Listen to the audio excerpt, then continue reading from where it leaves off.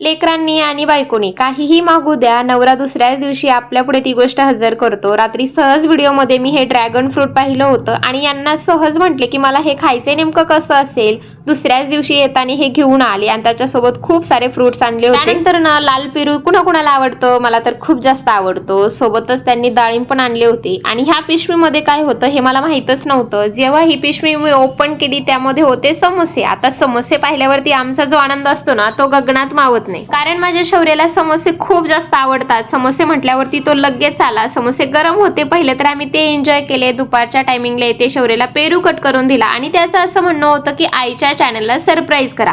आता लहानपणीचे हे बोबडे बोल असतात ना ते खरंच खूप गोड असतात, ते मोठ्यापणी आपल्याला ऐकायला भेटत नाही. तर आम्ही ते फ्रूट कट केलं आणि फ्रूट खाल्लं. आता खाण्याचा आनंद नेहमीपेक्षा काय वेगळा नव्हता. फ्रूट आपल्या नेहमीच्याच फ्रूट सारखं लागलं आणि हे मला हसत होते, बघ तुला खायचं होतं ना फ्रूट, आता कसं लागतंय सांग, आपले जे नेहमीचे फळ असतात त्यापेक्षा काय वेगळं आहे. हे आमचं बोलणं चालू होतं तोपर्यंत माझं लेकरू उठलं, त्याला गोड असं आवरला आणि तो खिडकीमध्ये पाहून त्याचं एन्जॉय करत होता. चला आपण भेटू उद्या.